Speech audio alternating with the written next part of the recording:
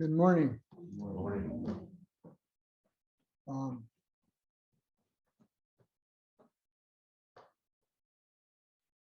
it's a privilege to be here.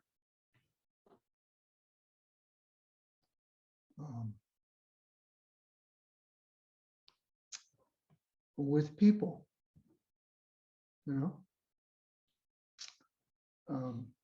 with you,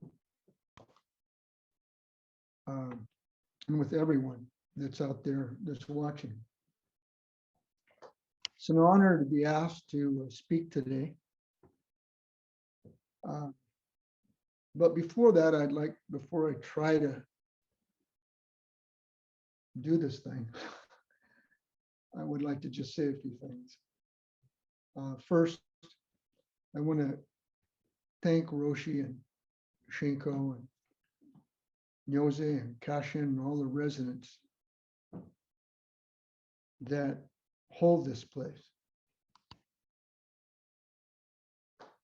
and who have built it over 45 years.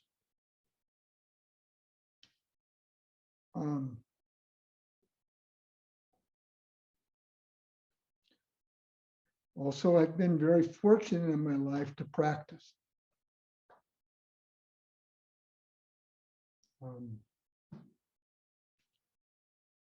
I always try to remember that those that do not have this privilege.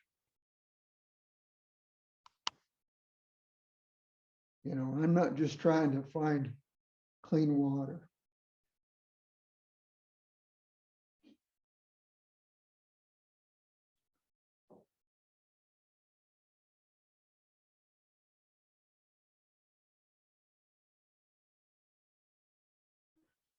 These talks are always tough for me,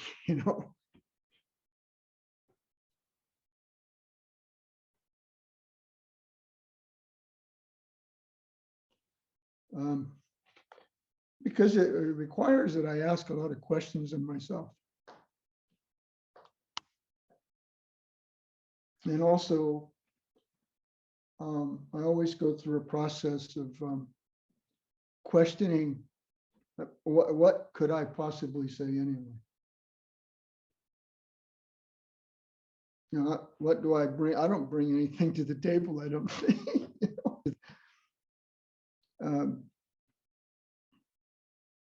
So what I will try to do is talk from my own experience.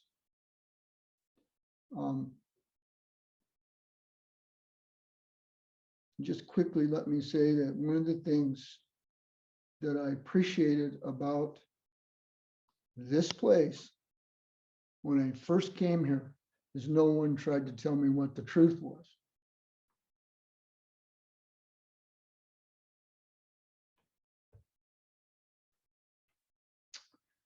The way I got here was I've been coming here for more than 20 years.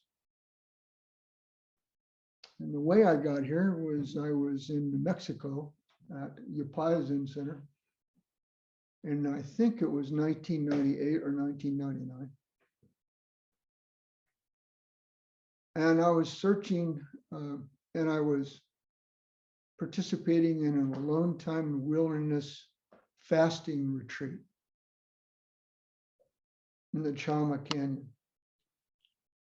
And I met Nyose there, Damien. And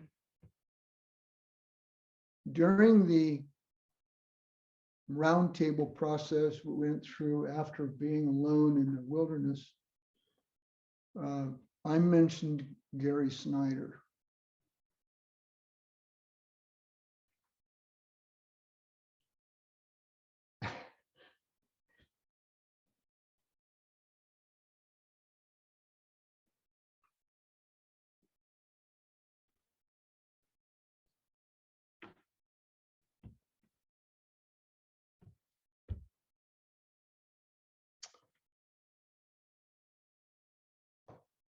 And Gary Snyder in 1969 wrote a trilogy of poems called the Fudo Trilogy.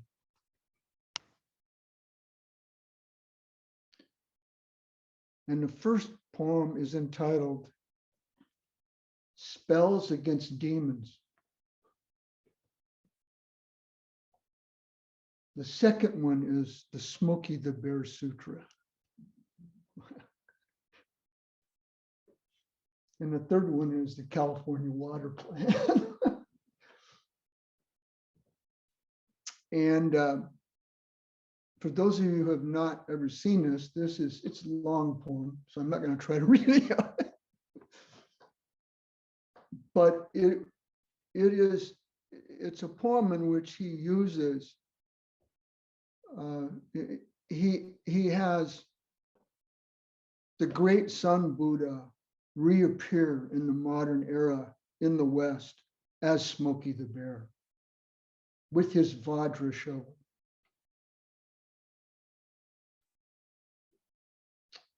And Nyose said he had a small room off the Zendo, and he was a resident there. He said, I need you to come to my room. I want to show you something. And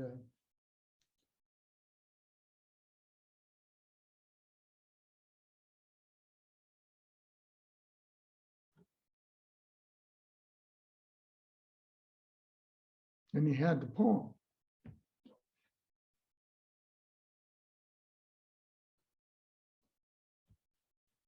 In Snyder's calligraphy. And he said, this was for my dad.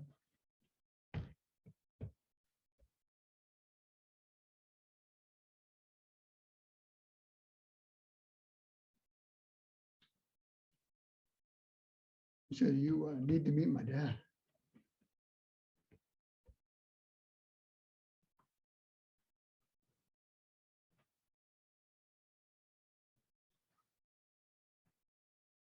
That's how I got here.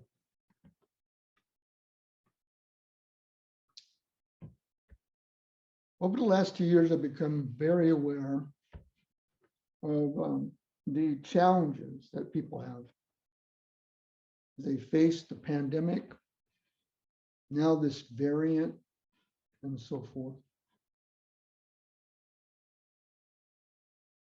And as my wife, Karen, 52 years, deals with the challenges of an autoimmune disease that basically mean that vaccination is really pretty much ineffective.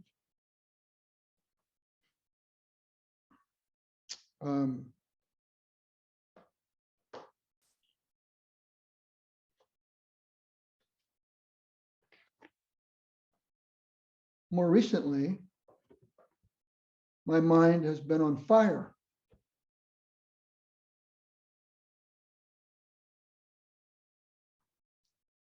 The Dixie Fire, the Calder Fire, the Beckworth Fire, and in 2017, the Tubbs Fire, and the Nuns Fire, and the Atlas Fires in Sonoma County. And of course, the Camp Fire in Paradise, California.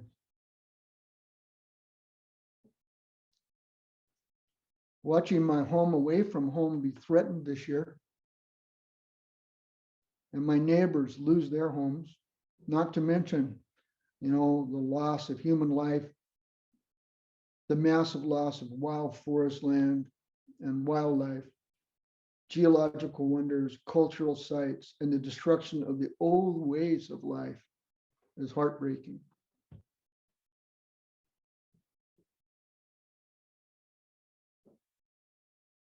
Witnessing the level of political, cultural, and social conflict.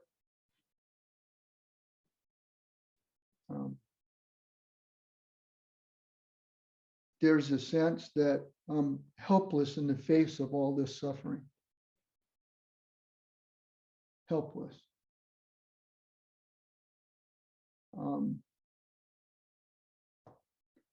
Last week in Roshi's talk,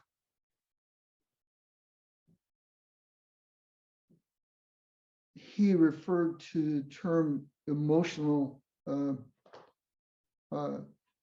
compassion fatigue. Compassion fatigue. There's a way in which we just feel exhausted.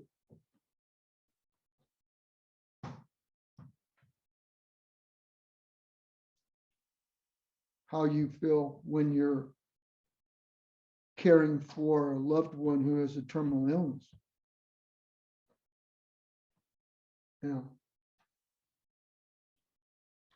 You can come to a point of despair.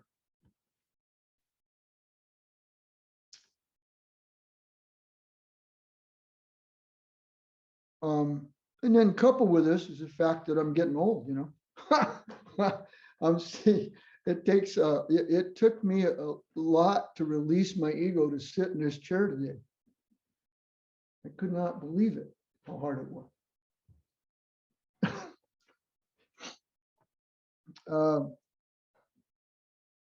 I mean, when they come and tell you that you've become a great grandfather, you know you're in trouble, right?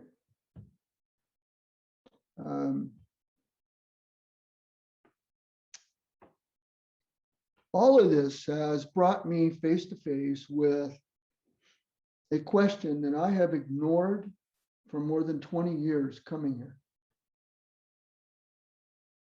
And I don't know what you call it, subconscious or what, but I just have not dealt with it.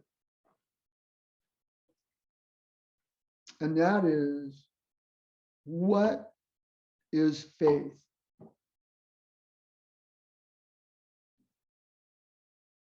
I've always struggled with that question. What is faith?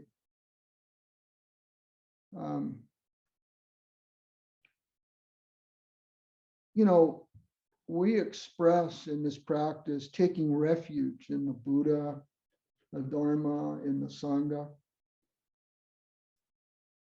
Is that an expression of faith?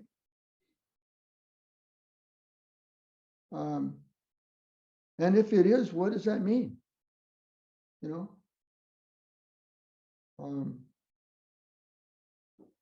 What does it truly mean? We chant adoration to the Buddha, the Dharma, and the Sangha. Is that an expression of faith? Is that worship? That's a totally another question complete.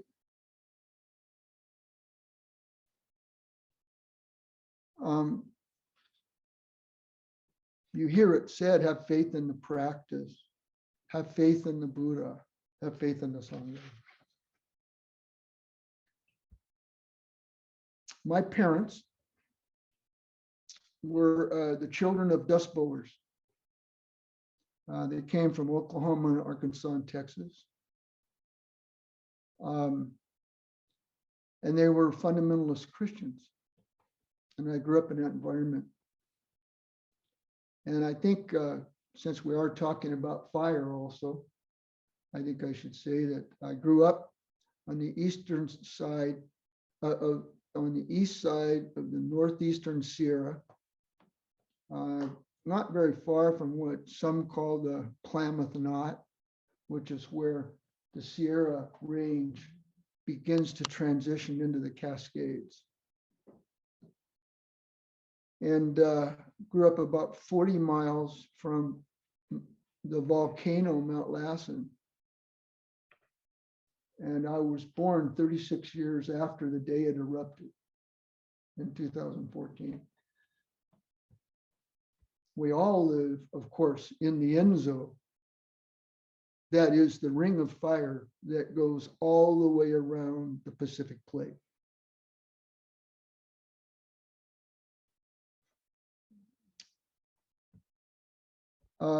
When I was about 10 years old, there was a wildfire up outside of our town. And my paternal grandmother, my grandfather's name was Dan, and my dad was Dan Jr. So they always called him Junior. And I'm standing with my grandmother and my dad out in the yard, and over ridge of the mountain at night, and you could see the flames. And she turns to my dad and she goes, "Oh, Junior, it's Armageddon."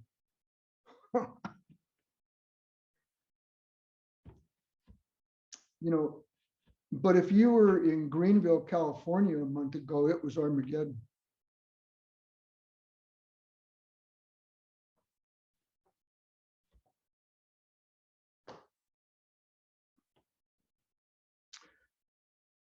Anyway, I have always struggled with the idea of faith.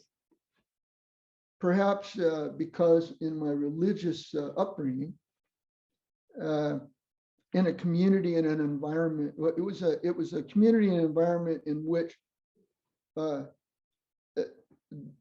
this word was used regularly every day, and it was used interchangeably with the word belief. If I had faith, I had to believe.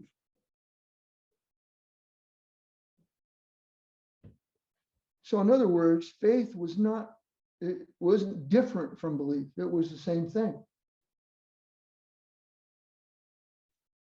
And in that case, it was belief in something, you know, and in that sense, outside experience outside of me, in a sense, untested, unverified, to be accepted as truth in life and death.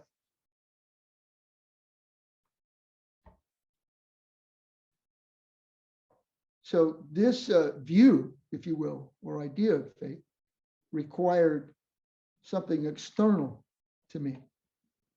I had to believe in something out there.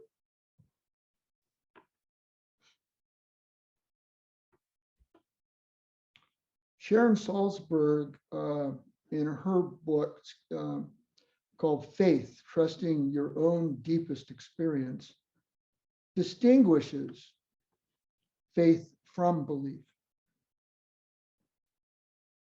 She describes belief as the near enemy of faith. And to explain this, she said, belief is a sort of a more conceptual overlay. We contour our perception of reality rather than admit that we're walking into the unknown. It's having something to hold on to. It's much more abstract than the heartfelt sense of faith, she said. Now, in a way, this rings true with me. I think I've had a mistaken obsession over the years in wanting to believe in something.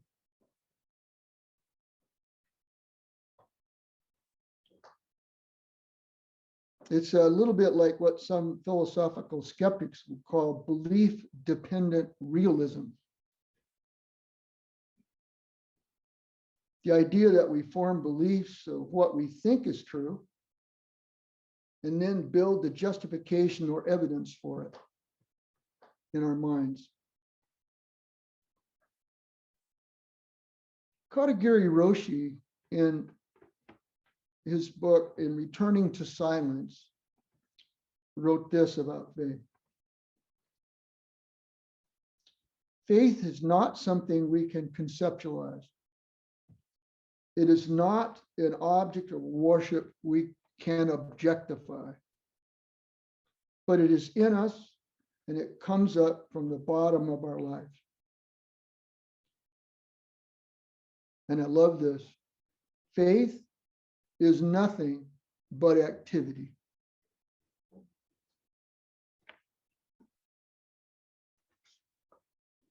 At another place, he says, just stand up straight.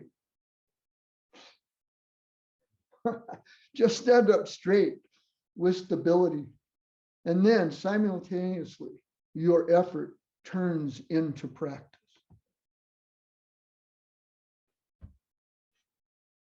In 2006, first time that Roshi asked me to serve as Shuso for Ongo. winter ago in 2006.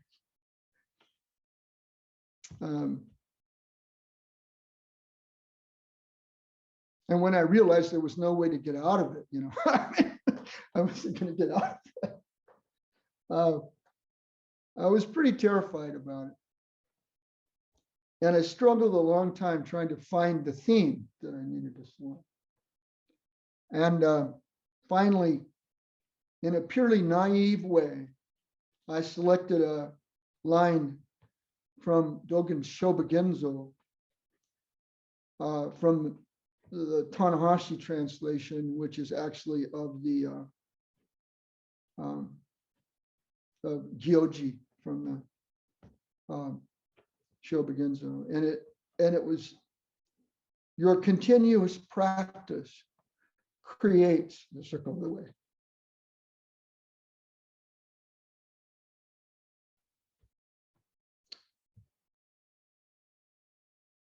Simple, straightforward. It seemed authentic to me. Since that, that action was required somehow, continuous action. I had to do something. And it took effort. And I didn't have to believe anything. I just had to show up. I just had to show up.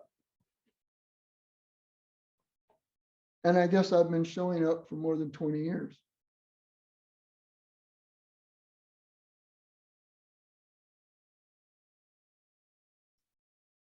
Nevertheless,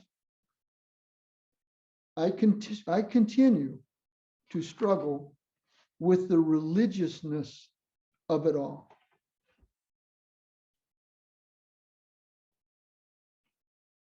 What is religion anyway?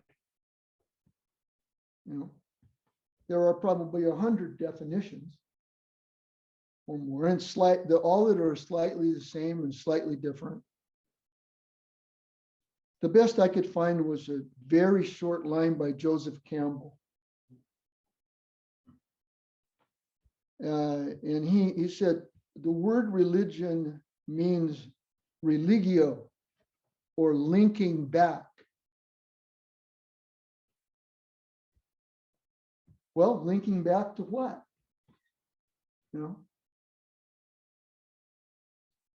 In this case, it's linking back to an ancient practice or method.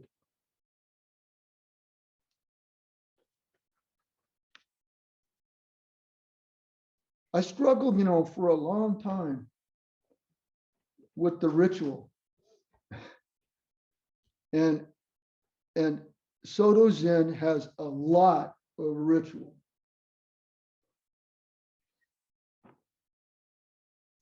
And it's physical and it's demanding.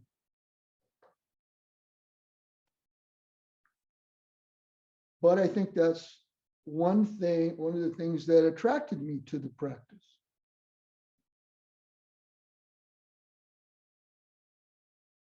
And in spite of that aversion to ritual, I kept showing up.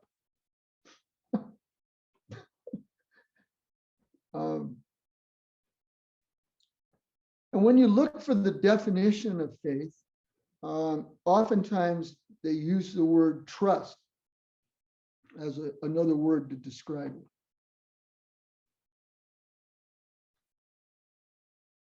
So what do I trust? What do I understand? What do I know from my own experience?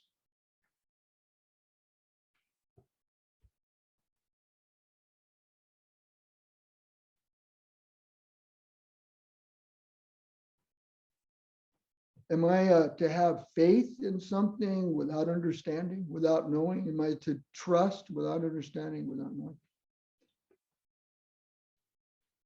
I recently asked a friend of mine who's a retired Episcopal priest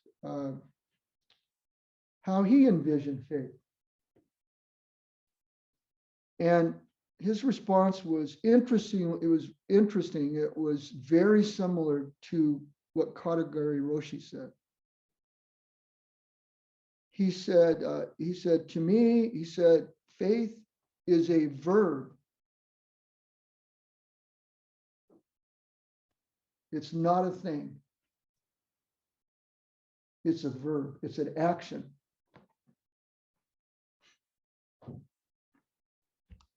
And the more I thought about it, mind is a verb. You know, not a thing. You can't hold on to your mind. And really, being is a verb. It's an action, an activity. Is not everything transient?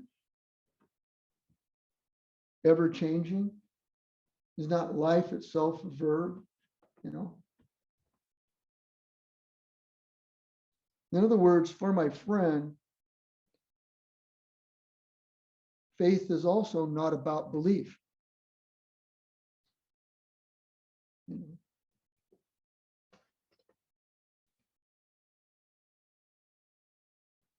That seems to ring true to me.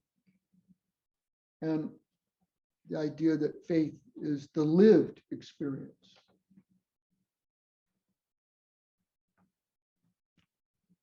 The linked back, the linked back practice of Dogen Zenji Zazen that has brought me, to, how would I say it, faith in the activity of practice. And more importantly, faith in the practice of my daily life. You could even go so far as to say the ritual in action of my daily life.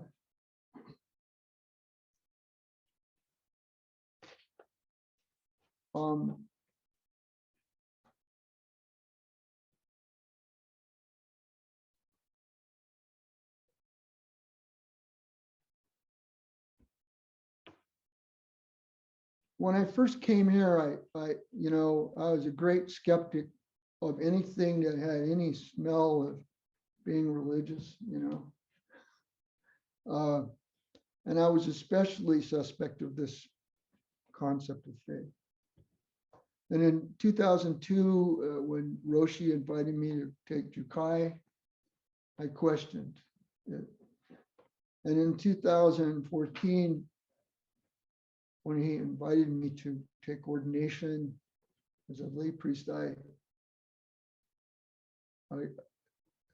was stunned, and the other thing, I questioned it. And I talked to Nose quite a bit about it at the time.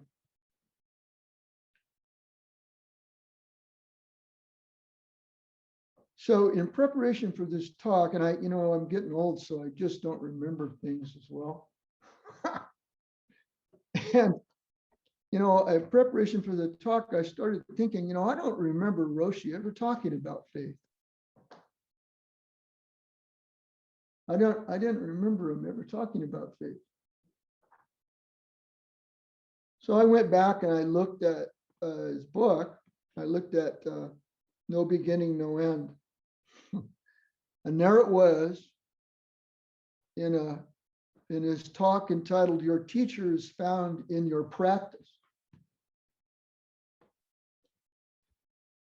And it was right there, all underlined with different colors, with my notes in the margin, and I had totally.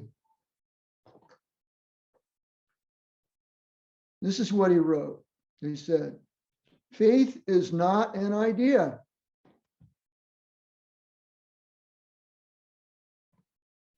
It's something that is proven over and over again through your physical practice.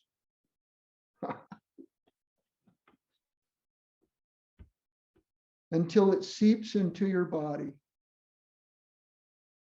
Dogen called it faith-like body.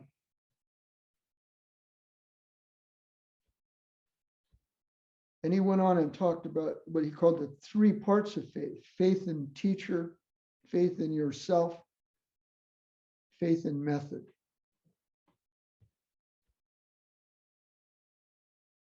And some of you have heard me tell this little story before, but I think it's really important to say it here.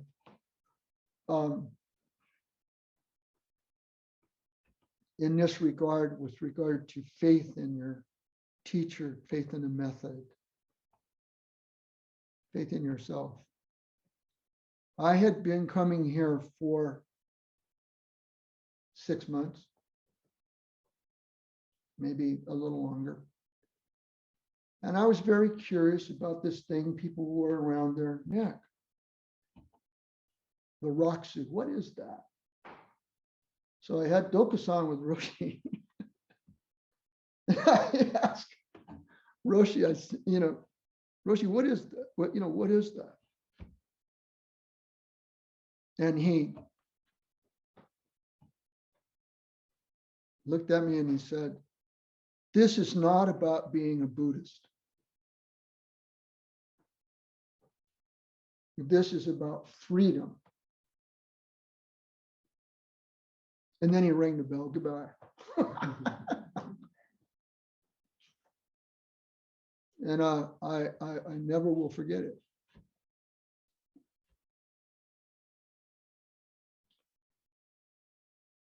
And all of this has taken years for me of seeping in, taken a long time.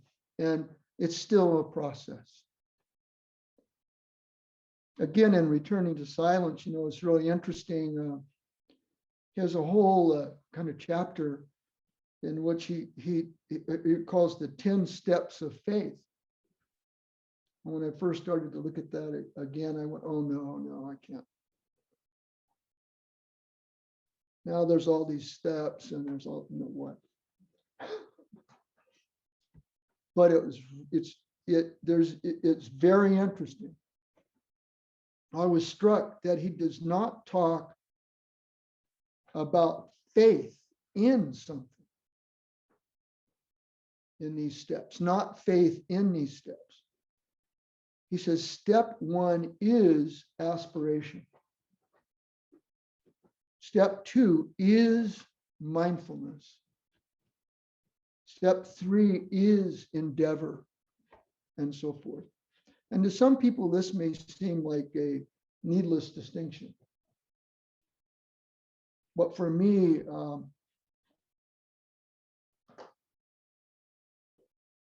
it does not say faith is belief in endeavor. It says faith is endeavor. And for me, that's very important. Faith is for me action. It's showing up. It's showing up.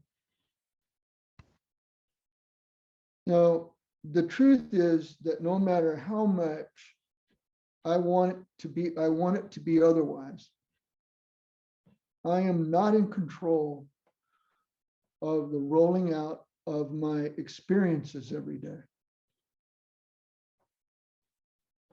I can plan and influence outcomes, but I cannot plan the night before what may change by morning or in the next moment.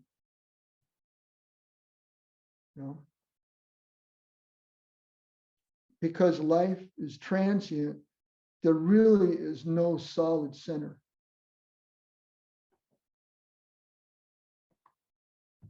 For me to hold on to. And that has taken a long time to seep in.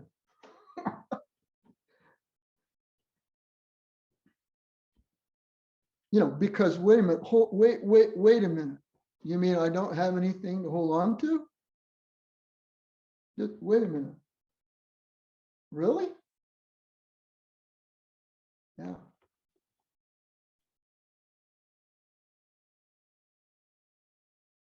Also, I've come to realize or have an awareness that there's a great mystery I'll never know.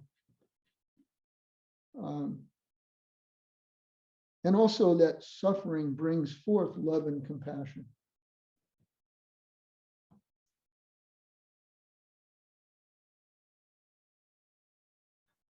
That experiencing life every day as it is and living out this method, this practice, offers a remedy for suffering each day. And when suffering comes back again, it's another remedy.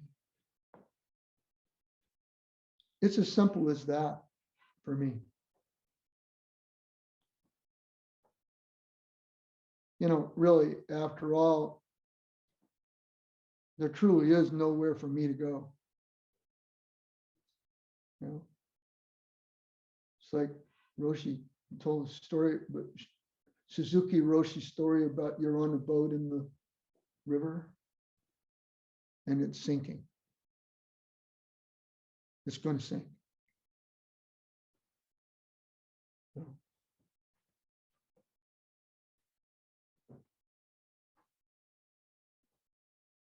So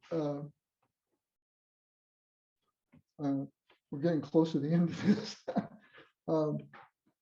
So now maybe we go back to the fires, or back on the fire. Let's say that. I've always been attracted to Fudo Moyo. In Sanskrit, the word is akala.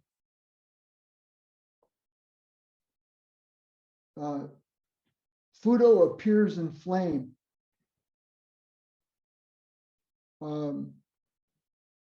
Is the immovable wisdom king, immovable wisdom one. Has a menacing face and is seen as the guardian of the Dharma. The flames convert anger into compassion. Sits on a rock or stands on a rock to show immovability. Carries Manjushri's sword that cuts through ignorance and delusion. And carries a rope to catch and bind one's demons.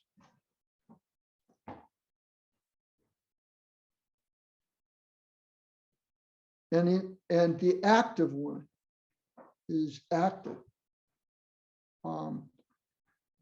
Represents a kind of a fierceness about practice.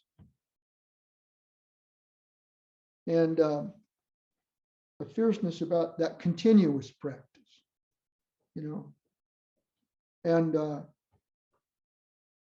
that image challenges me, you know, to keep showing up.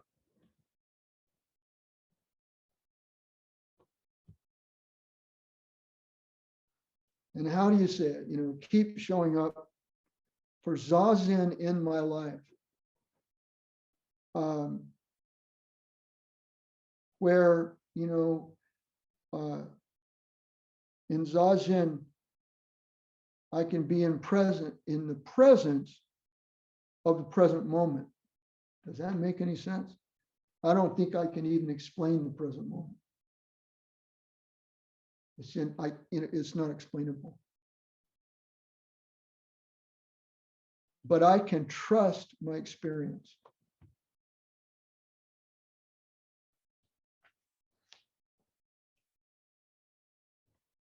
So, you know, in the face of fires, you know, fire in the mountains, fires in the mountains, fires in the prairie, fires in my own life, fires of greed, anger, and ignorance, all those fires. Fudo sits in the middle of that and faces the truth and is immovable. Right? What else can you do anyway, right? What else can you do? So recently, the Zen Center mailed out this card to the Sangha. And those of you, I think we have more in there. If you didn't receive it, you could get one out of the Sangha house. And this beautiful card has, this is the great Zen master, calligrapher, storyteller, crazy guy, Halkwan, informal Banji character of Fudo. And Roshi's calligraphy on the other side. And his comment, I'll close with his comment. Coming and going like a dream, extinguished by the fiery flames of Fudo, the immovable.